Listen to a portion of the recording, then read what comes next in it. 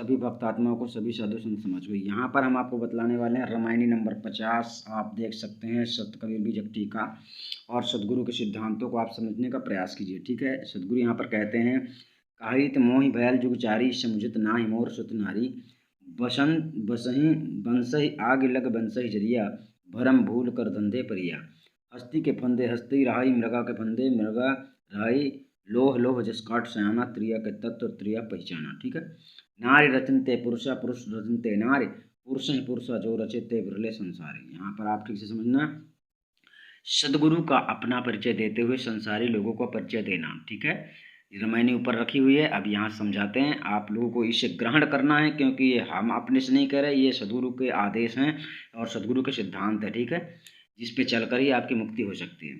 सदगुरु कबीर साहब इस रामायणी में सर्वप्रथम अपना परिचय देते हुए संसारी लोगों को मोहादि बंधन का परिचय देते हैं। ठीक है, जैसे मोह माया में मनुष्य फंस जाता है, उससे छूटने के लिए यहाँ पर आपको बतला रहे हैं। ठीक है, सदगुरु कहते हैं कि काल पुरुष निरंजन के माया जाल से छूटने के लिए और महाचेतन परम पुरुष परमात्मा के प्राप्ति के लिए मैंने चारों युगों से क्रमशः सतयुग में स्वामी सतसुकृत नाम से, त्रेता युग में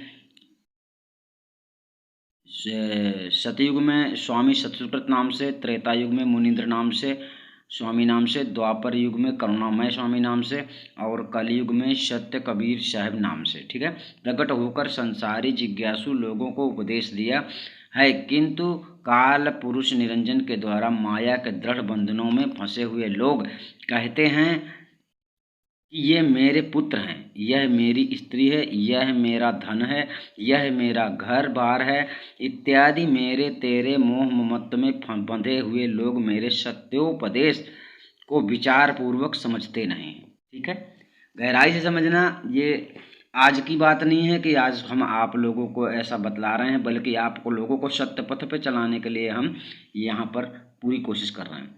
यहाँ पर आप ठीक से समझना,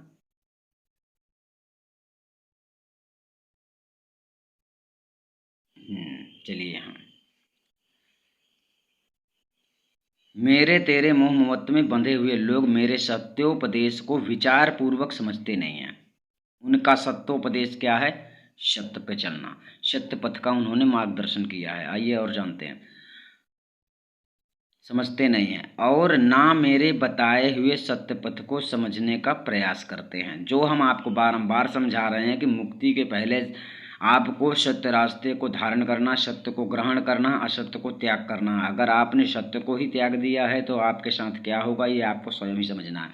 ठीक है ना, सत्य को नहीं त्यागना है। संसार में चाहे सबको छूट जाए, स्वयं का तन भी छूट जाए, फिर भी सत्य को नहीं छोड़ना है। ठीक है, संसारी अज्ञानी लोग किस प्रकार स्त्री पुत्र धनादि में मोह ममत्व में पड़कर नष्ट हो जाते हैं। क्या हो जाते हैं? नष्ट हो जाते हैं। उनका भला हो जाएगा, ये उनकी भूल है। सदगुरु इस विषय को दृष्टांत द्वारा समझाते हैं कि जैसे बांस में परस्पर घर्षण से अग्नि उत्पन्न हो जाती है, जिससे हरे सूखे सब बांस जल जाते हैं, किंतु और भी आसपास के अन्य वृक्ष भी जल जाते हैं।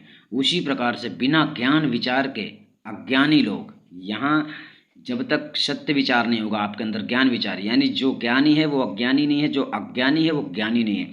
यानी ज्ञानी अज्ञानी का कार्य करे तो वो ज्ञानी कैसा। ठीक है, इसलिए बिना ज्ञान विचार, आप जब विचार करके बोलते हैं तो उचित बोलते हैं, अच्छा बोलते हैं, किसी का बुरा नहीं सोचते। ठीक है, बिना ज्ञान विचार के अज्ञानी लोग भ्रम भूल में पड़कर, ठीक है, भ्रम भूल में पड़कर दुखदाई विषयों को सुखदाई समझकर उसी की प्राप्ति के लिए दुख पाते हैं। ठीक है, नाना प्रकार के धंधे में तथा वेदोक्त या गादि कर्मों में पड़े हुए हैं, जिससे दिनों दिन बढ़ती हुई विषयाशक्ति रूप अग्नि उन लोगों को नाश कर देती है। ठीक है, किनको? भक्तों को। जो भक्त सदगुरु के सिद्धांत को नहीं धारण करते हैं और उनकी संगति में आने वाले अन्य लोगों को भी सत्य पथ से विमुख कर दग्ध कर देती है। ठीक है, जो लोग असत्य कर्म कर रहे हैं, असत्य कर्मों में यानी सत्योपदेश को नहीं समझ रहे हैं, सत्य धारण नहीं किया है, आपको असत्य पे चलाने का प्रयास कर रहे हैं, तो उनके शरण में जो भी जिज्ञासु आते हैं उनको भी वो सत्य पथ से गिरा देते हैं। और हम तो आपको बारंबार सत्य पर चलाने की पूरी कोशिश कर रहे हैं, लेकिन शायद आप लोग नहीं समझ पा रहे हैं, तो वो अलग बात है।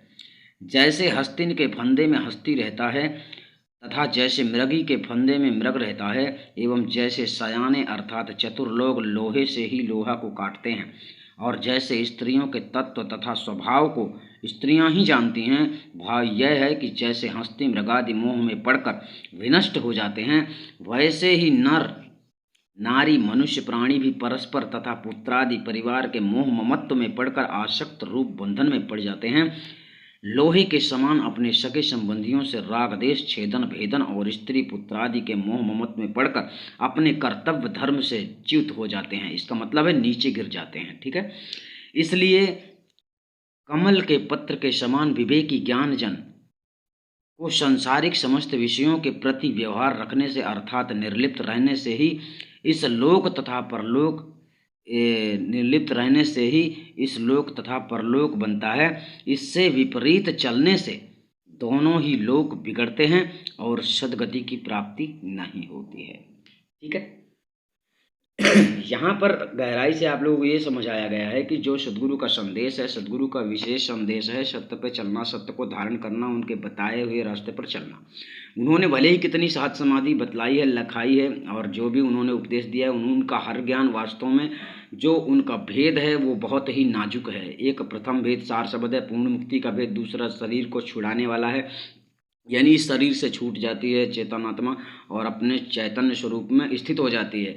ठीक है, तो जान लेना अलग बात है, उसका उपयोग करना, स्थिति होना, ये अलग बात है। ये दूसरी कला है, दूसरी विधि है। ठीक है, और ये भी गुरु का ही कार्य है। यही हम आपको समझा रहे हैं। तो इस वीडियो के माध्यम से आपको हम इतना समझाने का प्रयास जरूर कर रहे हैं कि सत्य को धारण करो, वरना हमारे पूर्ण ज्ञान, जो ज्ञान हम आपको लिखा देते हैं, बता देते हैं, दोनों बातें बता देते हैं, फिर भी आप गिर जाओगे अगर इस सिद्धांत को नहीं समझते हो, क्योंकि उन्हें अच्छी तरह से पता है सदगुरु को, और हमें भी पता है, इसीलिए हम आपको कह रहे हैं सतनाम साहिब बंदगी।